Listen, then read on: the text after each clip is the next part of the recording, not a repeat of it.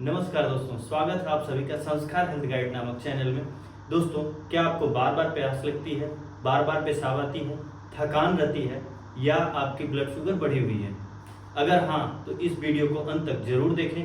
आज हम जानेंगे शुगर यानी कि डायबिटीज़ क्या होती है, कितने प्रकार की होती है, इसके कारण क्या हैं, शुरुआती लक्षण क्या हैं, कौन कौन सी जाँच करानी चाहिए, इलाज कैसे होता है, क्या शुगर पूरी तरह से ठीक हो सकता है और सबसे महत्वपूर्ण इससे बचाव कैसे करें। दोस्तों, हम जो भी खाना खाते हैं वह शरीर में जाकर ग्लूकोज में बदल जाता है।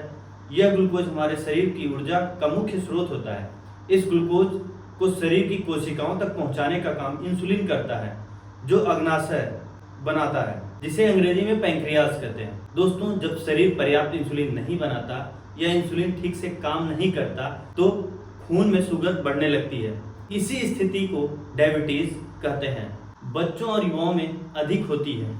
शरीर इंसुलिन बनाना लगभग बंद कर देता है, इंसुलिन इंजेक्शन जरूरी हो जाता है। यह सबसे सामान्य प्रक्रिया है। लगभग 90 से 95% मरीज इसी प्रकार के होते हैं।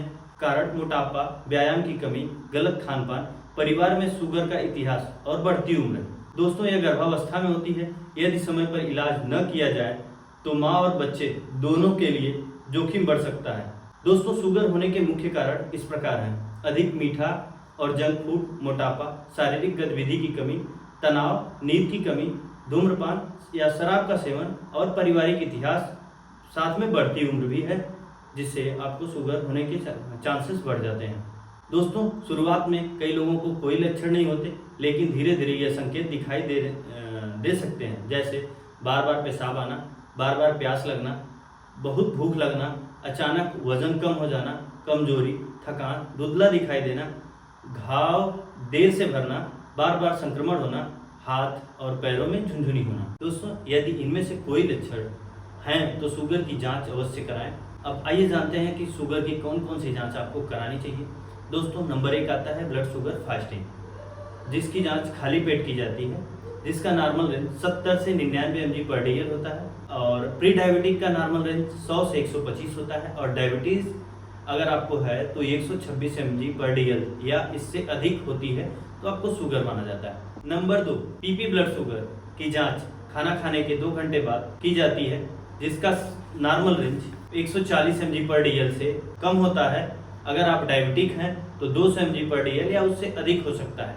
नंबर 3 आता है रैंडम ब्लड शुगर। यह किसी भी समय किया जा सकता है। यदि यह 200 mg पर डेल या उससे अधिक हो तो साथ में ये लक्षण भी अगर आपको दिखाई दे रहे हैं तो आपको डायबिटीज होने की संभावना है। नंबर 4 है HbA1c।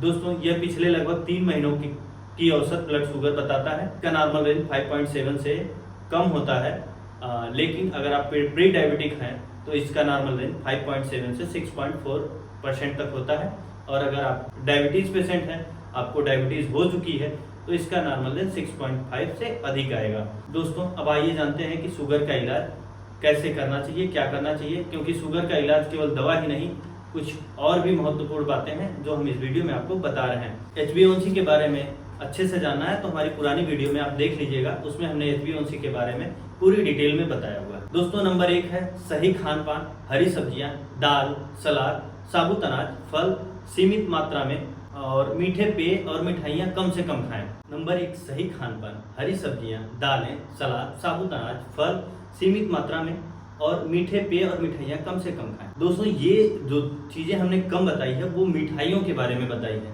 ना कि हरी सब्जियां और दालों के बारे में बताई है। ठीक है, उसे आप भरपूर मात्रा में खाएं, बस मिठाई और मीठे पेय कम पीना है। नियमित व्यायाम करें, रोज़ कम से कम 30 से 45 मिनट तक तेज़ वॉक करें और अपनी क्षमता के अनुसार व्यायाम करें।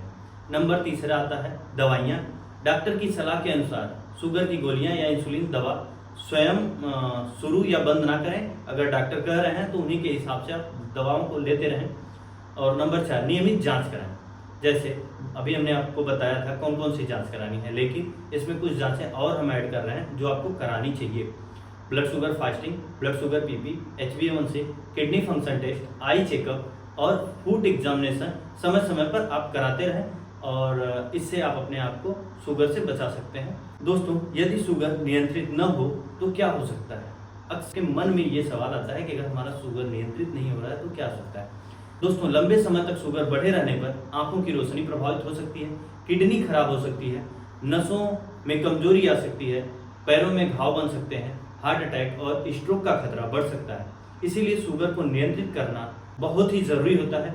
आप अगर शुगर को नियंत्रित रखेंगे तो ही स्वस्थ रह पाएंगे। दोस्तों अब एक ऐसा सवाल आता है कि क्या शुगर पूरी तरह से ठीक हो जाता है? क्योंकि अक्सर ये पेशेंट आते हैं हमारे यहाँ, पूछते हैं कि क्या डॉक्टर साहब ये शुगर पूरी तरह से ठीक नहीं हो सकता है? तो मैं उन्हें यही बताता हूँ कि दोस्तों शुगर ठीक तो नहीं हो सकता है, लेकिन अगर आप सही परहेज, सही खान पान कर रहे हैं और नियमित व्यायाम कर रहे हैं तो आपका शुगर नॉर्मल रेंज में रह सकता है। दोस्तों टाइप 1 डायबिटीज जो होता है, जिसमें आजीवन इंसुलिन की आवश्यकता होती है, वो तो कभी ठीक नहीं होगा, क्योंकि आपको इंसुलिन लेना ही पड़ेगा। उसमें होता क्या है कि आपकी पैंक्रियाज एकदम से इंसुलिन बनाना बंद कर देती है, जिसकी वजह से आप बिना इंसुलिन के नहीं रह सकते हैं, इसलिए आपको बाहर से इंसुलिन लेना ही पड़ेगा। और टाइप 2 डायबिटीज़ में ऐसा होता है कि कुछ लोगों में शुगर अगर है, वो सही खान पान और अपने वजन को कम करें, व्यायाम करें और अच्छी दवाइयों का लंबे समय तक सही तरह से नियंत्रित करें, तो वो आपका शुगर सही तरह से नियंत्रित रह सकता है। और कुछ मामलों में जीवन शैली में बड़े सुधार से दवाओं की जरूरत भी बहुत ही कम हो जाती है, लेकिन हमेशा इसे डॉक्टर की देखभाल में ही करनी चाहिए। याद रखें, शुगर कोई डरने वाली बीमारी नहीं है, लेकिन इसे नज़रअंदाज करना बहुत ही खतरनाक हो सकता है। अगर आप अपनी समय पे जांच नहीं करा रहे हैं, नियमित व्यायाम नहीं कर रहे हैं और अपना डाइट प्लान सही से नहीं बना पा रहे हैं, तो आप अपने किसी अच्छे से, अपने आसपास के किसी अच्छे से डाइटिशियन और डायबिटीज़ के डॉक्टर को अवश्य दिखाएं, क्योंकि आजकल शहरों में या गांव में भी बहुत अच्छे अच्छे डॉक्टर आ गए हैं जो डायबिटीज़ के पेशेंटों को अच्छी दवाएं दे रहे हैं, अच्छे से डाइट समझा रहे हैं, सारी चीज़ें अच्छे से समझा रहे हैं। और दोस्तों अगर वीडियो अच्छी लगी हो, जानकारी थोड़ी सी भी उपयोगी लगी हो, तो प्लीज़ वीडियो को लाइक करिएगा और कमेंट करके सवाल ज़रूर पूछिएगा कि आपको अगर कोई भी प्रॉब्लम है तो उसके बारे में आप हमसे सवाल पूछ सकते हैं और मैं प्रयास करूंगा कि आपके कमेंट का जवाब जरूर दूं। और अगर आपको कोई भी संदेह है आपके मन में, तो उसका आंसर मैं सरल भाषा में आपको दे सकूँ। वीडियो को अपने दोस्तों और परिवार के साथ शेयर करना ना भूलें। वीडियो अच्छी लगती है तो लाइक भी करते रहें और हमारे चैनल संस्कार हेल्थ गाइड को सब्सक्राइब भी करते रहें, क्योंकि यहाँ आपको स्वास्थ्य से जुड़ी सभी जानकारी सही और आसान भाषा में मिलती है। तो धन्यवाद, मिलते हैं अगली वीडियो में।